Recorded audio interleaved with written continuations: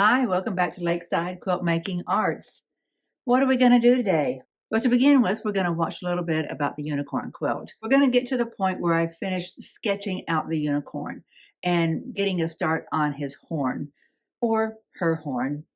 Are unicorns unisex? Like, is there a male and a female? I don't know. I don't know a lot about unicorns. Don't mind me while I look away. I am trying to put up Asher's quilt. It'll be several weeks before he's able to come back. So I want to reveal the Mars quilt again so that when I get done with the unicorn quilt, I can then get back to the Mars quilt. And I'm hoping that the great nephew, the one for whom I've made the Mars quilt, I hope I'll get to see him next weekend. So I'd like for him to see his Mars quilt up, right, instead of seeing it covered up. This, of course, is where Asher got to. Hasn't he just done a great job?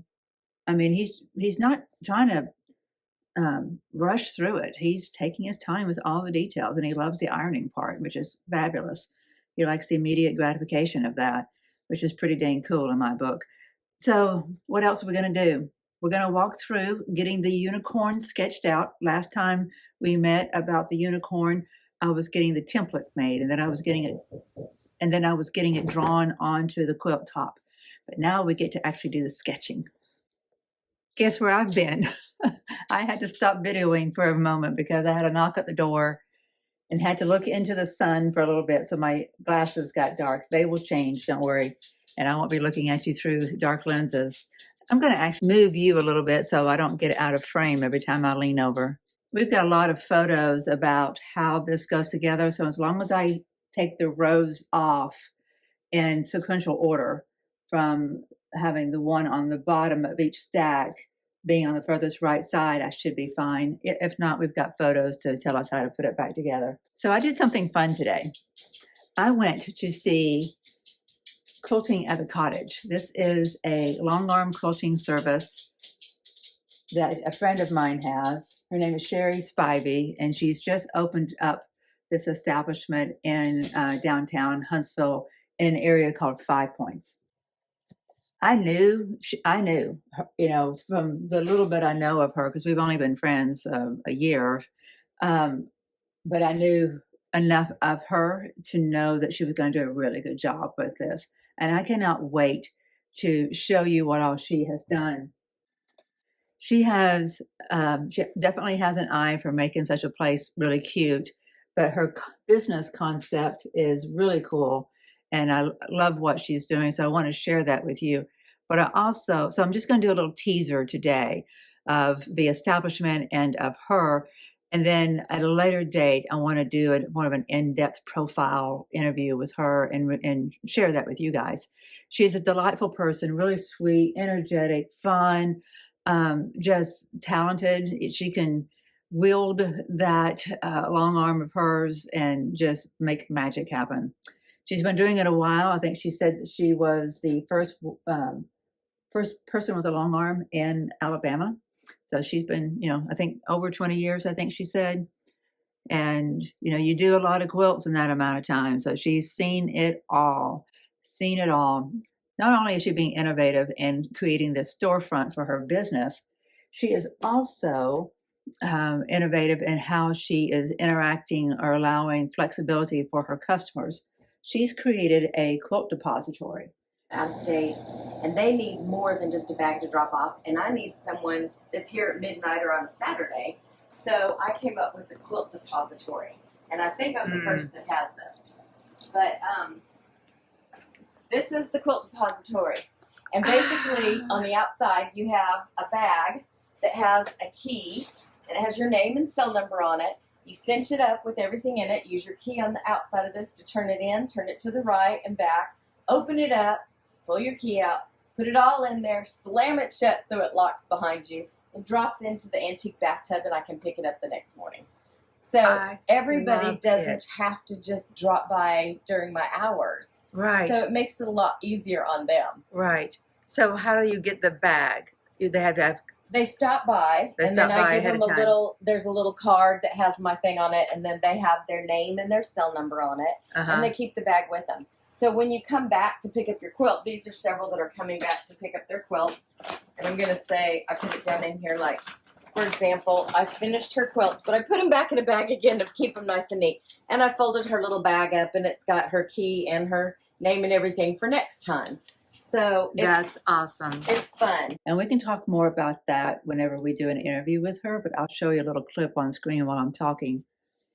She was a delight. Had a great time visiting with her. And after I visited with her, I went and got my hair done, got it trimmed up. It had not been cut and since my last surgery. And I've been having my neurosurgeon be my my hairdresser for a while now. He every time I've seen him, he's had to cut a slice down the back. He's left hair on the top that would cover it up, so you really couldn't tell. But all that has pretty much grown back in, and so I needed to get things shaped up. So my point is, I left Sherry's place, the quilting at the cottage, went to the hairdresser, and then went back over to Sherry's, which is next door to one of the quilt shops. And it's the one, unfortunately, that I have not been going to. And just because the other one that it just seems to be on my not even though it's not that far away from, they're really fairly close to each other, but you know how sometimes one beaten path is where you end up spending your time. The other one is just more on my beaten path. So I've been going to the other one, and I wanted to get a feel for what this one has. So I went back and just did some window shopping. My mother asked me what I got. I got nothing because I'm trying to be good. Trying really hard to be good. It's like if I don't need it, don't like in the moment need it, then I'm trying to leave it on the shelf, leave it at the stores, leave it at Amazon, leave it at Walmart, leave it at Target, whatever. Whatever the store is, I want them to store it for me until I need it. Like a sewing machine. I've got to be thinking about that. I want to figure out how I can fund a new sewing machine so that I am not hoarding my friend's loaner. It's going to be quite helpful to have her loaner, the Brother Innovus Pace Setter 700. The learning curve that I'm undergoing by getting to know that machine is going to help me to discern what it is whenever I make a purchase. You know, I could see myself being very happy with this machine of hers. I don't think she wants to sell it or anything. But that ballpark that hers costs, even used, you know, I'd be happy with that machine, you know, that kind of machine. But is there that same amount of money? Could I move it over to a Janome or even an older Bernina? You know, that's, of course, a Bernina would probably have to be a lot older. You know, how's my money best used? What features are important to me? I'm nowhere near the point of being able to make that call. Nowhere near. Um, I am just now trying to figure out which foot goes with which stitch and why the straight stitches that are P25 and P26 are any different than straight stitch 01 or 07. What's up with that? I don't understand. So I'll leave you now to finish watching about the unicorn. I'll meet you back here. See you in a minute.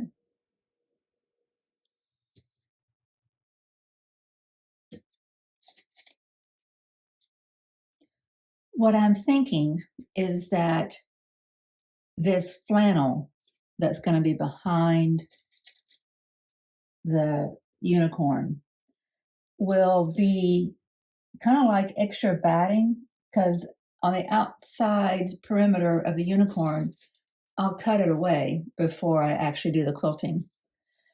That way it'll just be the unicorn that's a little thicker, and that'll give some extra dimension. I don't like how these pins are blending into this fabric. I don't want to run over them with this new machine. So I'm going to use these bigger ones that are much harder to avoid, to ignore, so I can more easily avoid them. Since it is so small, I don't know that I have to worry about really intense pin basting.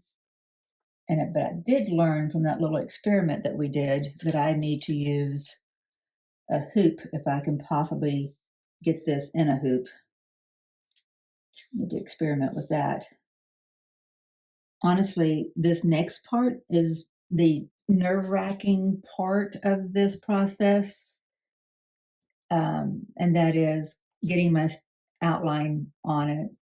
And I've got, what, 50% of that already done just by what I just did. So this is nothing to be afraid of. You just do one step at a time and let it build and build and build and build. One layer at a time. You got a question, you get that answered, take the steps to answer it, get that answer, then move on. And all the steps lead you to a finished project eventually. So what I'm thinking is the unicorn is mostly done how we're doing it here, just on the top. And then the extra quilting will have things like stars and rainbows and, you know, vines or all the different things that you might think might be around. And the unicorn's habitat. All right, I'm gonna just do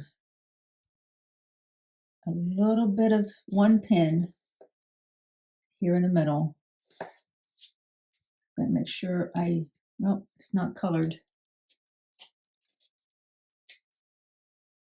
I think that should be fine. All right, let's see if I can't figure out how to get this thing in a hoop. I think I remember reading that you do it upside down.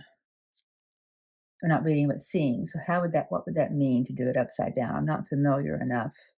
You want this flat against the bed. So like that. Okay, now that's going to make it up top. So I need to do about the opposite.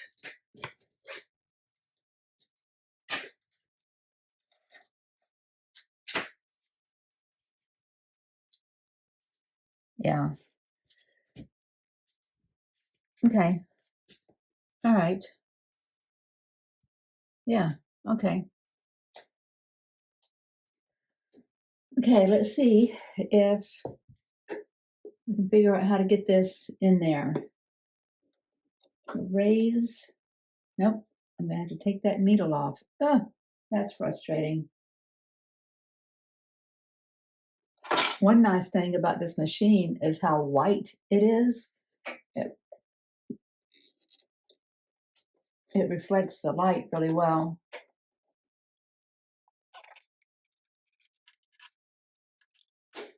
And keep this, y'all tell me where it is, okay?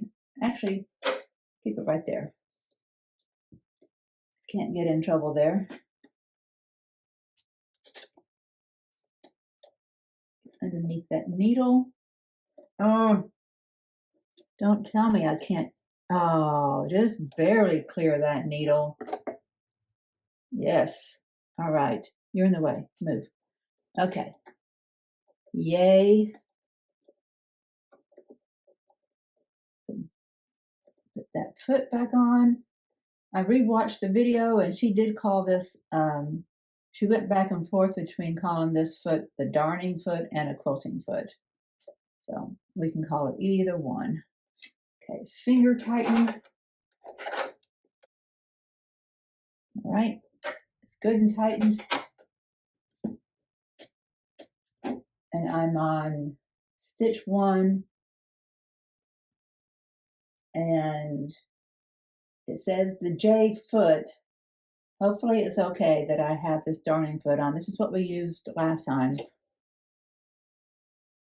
Oh, these go really slow. All right. Are you nervous? I'm nervous. Let me put you on the other side. I feel like it's darker for you to see it from there.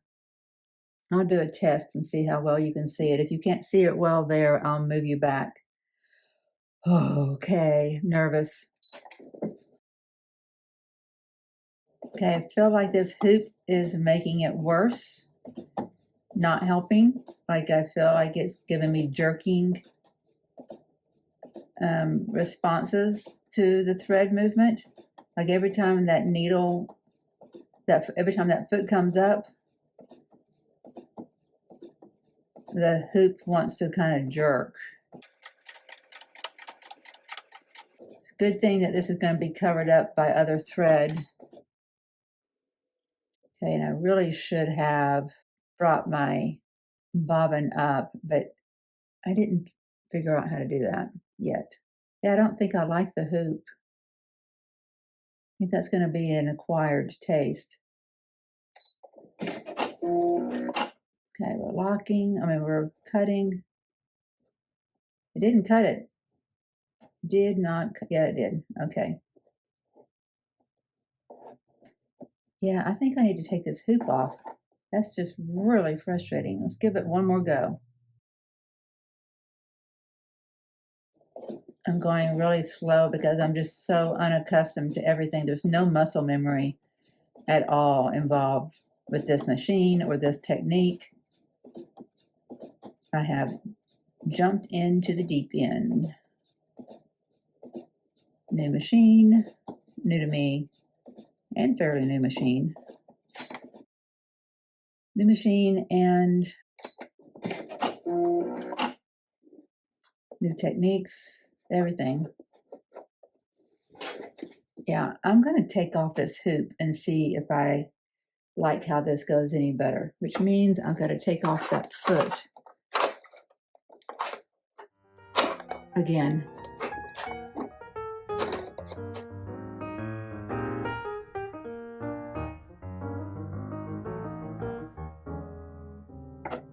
Okay, you hang out right there for a second. Get this. Oh, duh. Okay. Yeah. You see how it knotted up in a few places. Not having this as a complete quilt sandwich was the right move. Okay, we're going to go without the hoop. Close it back up so I can keep it together. Can't believe I've misplaced my pen, my purple friction pen. All right, let's see how we can do without. Okay, that's nice and tight. Got little screws in there. We're going to close that.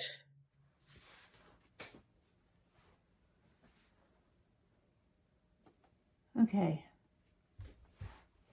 It's so hard to get used to not using my foot to control things. Okay. Down.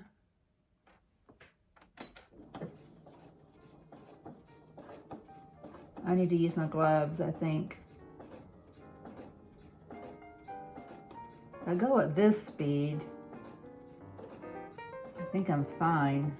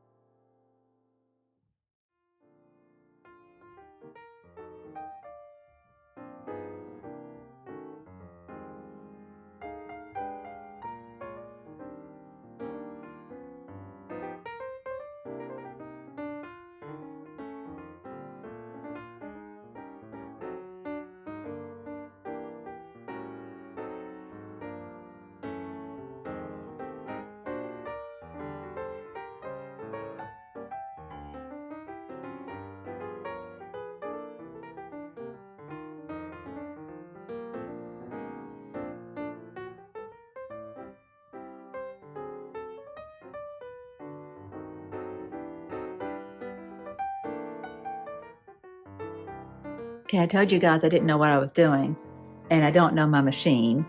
I have no expertise to bring to this machine for doing what I'm doing, and I have no muscle memory with this machine. I have no comprehension of all the different ways I can manipulate this machine. So there's lots to learn, but overall, we have a unicorn head. I need to now take it to the table and kind of play around with what I can put on top of it, what embellishments we can put on it, and help build layers from there.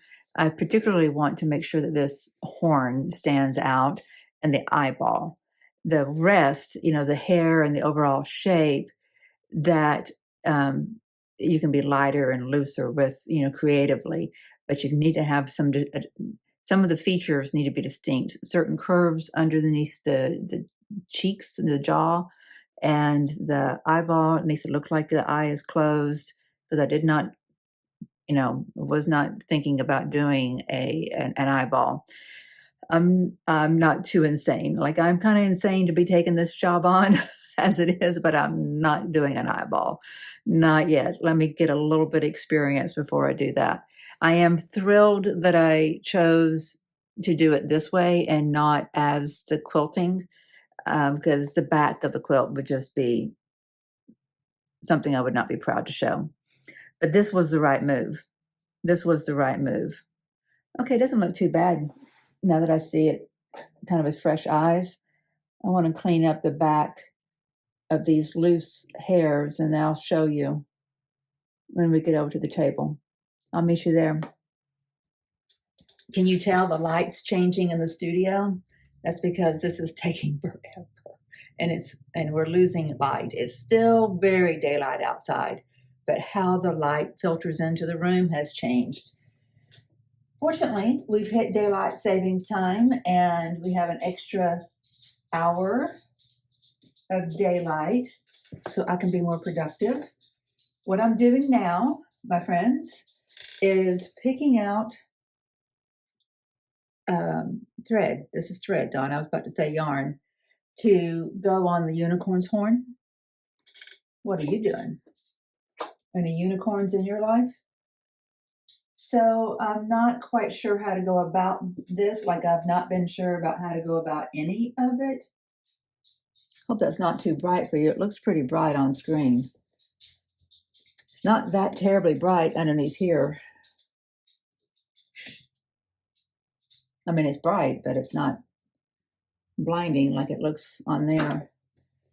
Okay, so at one point, my extra thread, yeah, this thread is really coarse, and I bet you that's why the threader was not working, because I probably don't have it married up to the right size needle for this threader to be working. Just taking away the loose end that got caught underneath some threads. I like how that looks already. I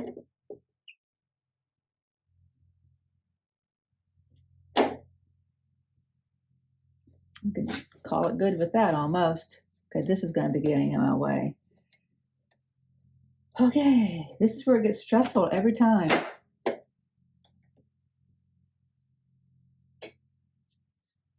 Okay.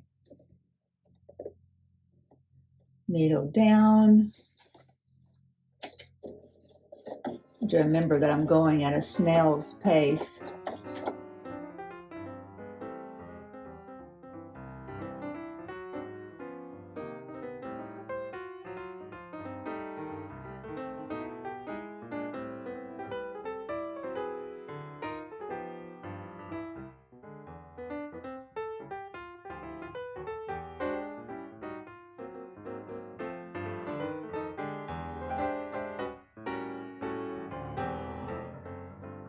Okay, I like it.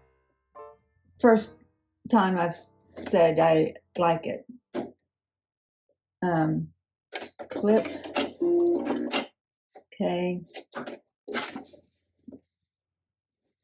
Can you see that? Is that too bright? I can't see what you can see. It's so funny. Oh, there it is. I think I need some darker thread. I want to get done with the horn and do something else before I quit for the day. I think maybe this is the right color to use. I don't know. It doesn't look that much different than what's in there. It's bluer. Let's give it a go. Oh yeah, I got to take care of Zoe. Okay, so now that I have a 50 weight Gutermann in here, we're going to see if the threader will work better. It does. It's much happier. I think my thread and needle were just mismatched. Okay. Up, down. My foot keeps on wanting to find a pedal down there, but there isn't one to find. Okay.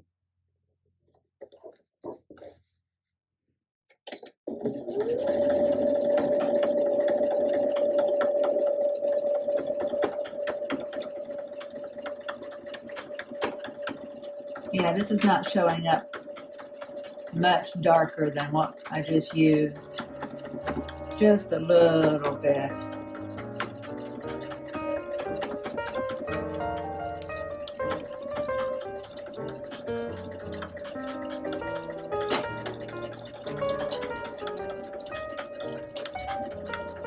Okay.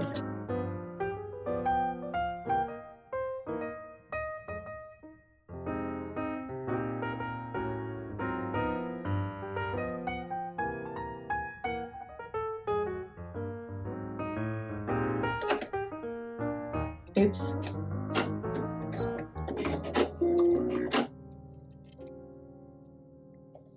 Okay. I'm not going to get too bogged down in the fact that that looks messy. I think what it needs is to be outlined.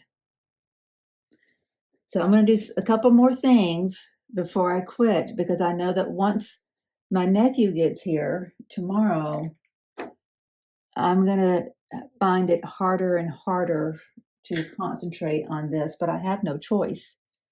The birthday is Saturday, and this is Tuesday when I'm working on this. And Friday is our area quilt show. All right, I just put it up on the design wall for a second, and I was gonna try to end the video, but I couldn't let myself. I mean, this is the time of day when I normally stop so that I can edit and be in bed before midnight. But I'm gonna do something else before I stop, and that is I'm gonna outline the eye in this navy blue, and this is Gutermann 50 weight again. Getting much better at this. Did you catch? I think so, yeah. This is the tricky part still. See, on my finger, I can just let it fall over my fingernail and it falls right into place, but this one is trickier. Okay, so what I was saying is I'm not unhappy with the direction that the unicorn is going. The thing that I believe it needs is definition of personality. We've got the unicorn horn in the works. Awesome, that worked. A key part of its personality is its eyeball. Well, it's not even an eyeball, but this is a closed eye. And I think we need to make that distinguished before we end for the day so we can imagine the rest of its personality tomorrow or later. If my editing goes quickly, and then I may come and do more before tomorrow. Looking up at the template to make sure I'm gonna highlight the important parts. Okay.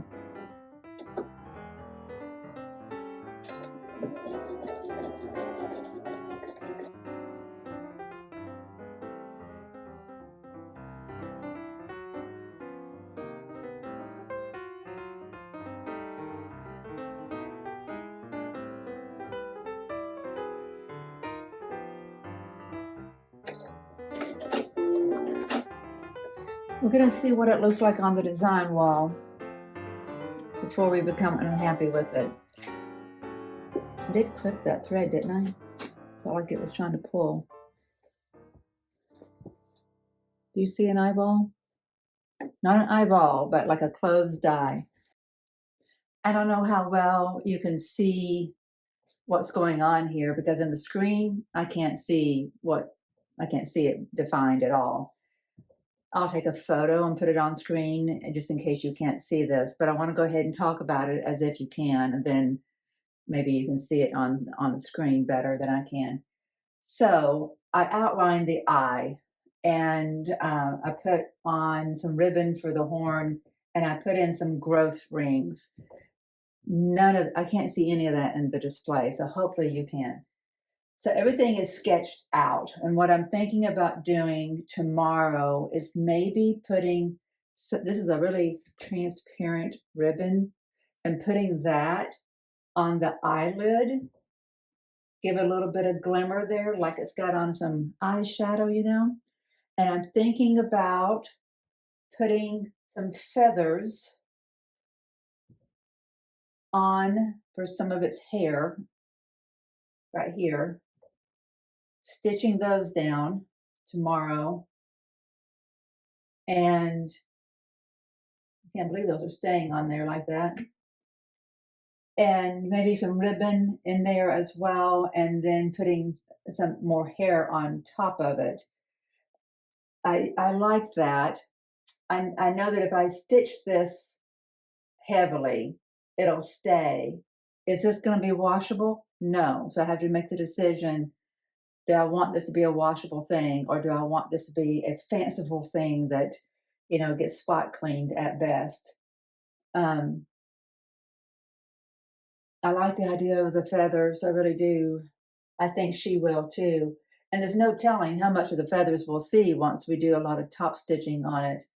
Just do repetition of hair, a mane, falling in here. I think it'll come together. I feel like it's promising. The one thing that I've done that I don't know if I need to modify yet, is the tip of the horn goes over into the blue a little bit more than what I had intended to show on the front. So I can always change that if I need to. But you can tell it's a unicorn from here. You can see the outline. Like I think the proportions are fine. The ear and the mouth and the eye, and then the muscles of the jaw has to be profound for you to really appreciate that it's a unicorn. I hope this has been an enjoyable process. It's been tons of fun today. I just wish I had another 6 hours to work on it before stopping. I wish I had another 24 hours on it before getting any kind of distraction. But having my great nephew here is very meaningful to me, and I want to make sure I leave bandwidth and time for him. Birthday is Saturday, so I have got to have it done by then. Even though my nephew is going to be here Thursday and Friday, I have to work on this. I think that I'm at a point with this that I can have the distraction of him being here. And when he's working on his pieces, I'm working on this. And I think he'll enjoy seeing this come together. That's the way I envision it come together, the rest of my week to come together. If it doesn't, and I have to, meet my 5-year-old on her birthday party day with some other gift and some picture of this that's in the works, then that's what I have to do. She is 5, not 2, so she will understand that concept, and she's very bright, but I prefer to have this actual gift in hand for her. I just forgot that spring break was this week. I thought it was the end of the month, even though in February I looked up the dates and, but after I went to Charleston, everything just got turned upside down. I just kind of forgot about the calendar other than just producing content for you guys. Juggling real life and our fantasy lives and our quilty lives, it can be a lot sometimes. I appreciate you taking time out of your day and your life to spend some of it here with me and enjoying this process with me. I really do appreciate you.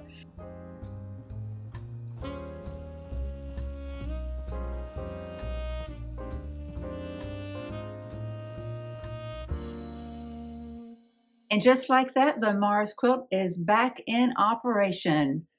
See if we can't turn you a little bit. There we go. I love this thing. One of the things about being at the quilt show in Huntsville, the Fanfare 2024 quilt show that happened this past weekend, was that I did see a couple of irregularly shaped, meaning they did not have right angle corners. They were, round or oblong or had some parts, jutting out of them, something along those lines. Did see a little bit of that, and that was kind of encouraging. I knew I'd be fine making it round, but it was kind of reassuring to see that. Speaking of the Fanfare 2024 Quilt Show in Huntsville, Alabama, it will happen again in 2 years. And to entice you to come back, I want to show you another quilt from that quilt show. And if you have not seen 6 of the 9 quilts that got special awards at that quilt, then that was released in the Sunday video, where I normally am releasing a video for Jean Kingwell's Pick a Petal. I couldn't figure out how to be in 2 places at one time. I could not be at home stitching for a new video for Jen Kingwell's Pick a Petal. Like, I couldn't do that and go to the quilt show. And I couldn't do that and, be with my nephew. So I had to pick my priorities. I'm being with him and doing this event that happens once every 2 years. Those things trumped. And I did do that, and I'm quite glad that I did. I have so many pictures and some video clips to show you of some magnificent quilts. But I'm going to leave you with one of the remaining 3 quilts that I did not feature in that previous video. I could not locate 3 of the 9 in the amount of time I had to edit. So I did locate one of them, and I'm going to show that to you here. And I only have one photo of it. There must have been a congestion of people or something that prevented me from getting more. Unfortunately, but I do have the description. I will put that on the screen for you, and you get to see the beautiful quilt.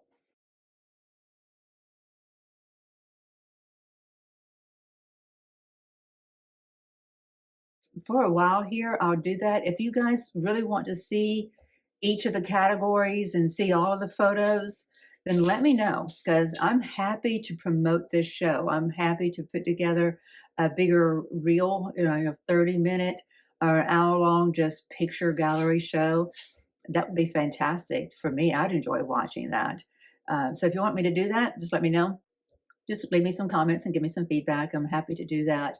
Happy to help out the people who are putting that show together and help promote it. Remember, 2026, Fanfare 2026 Quilt Show in Huntsville, Alabama.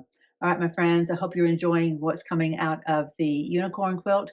Tomorrow I'll be home. I'll be working on the unicorn quilt, and I'll be putting the next layer down. This, just like with a drawing or a painting, you put down your layers and then you work from there. And I feel like that's, at first I looked at my sketching and I thought, Don, you can barely even tell there's anything there. And I'm like, yes, this is just a base layer. This is just kind of your outline, just like when you're sketching something, and then you start to give it depth and shadows and highlights, and you give it some color and give it some texture, and then it kind of builds and it develops. That's what I'm hoping is going to happen. Stay tuned, though. We'll see. We'll talk to you later. Thank you for being here. Bye-bye.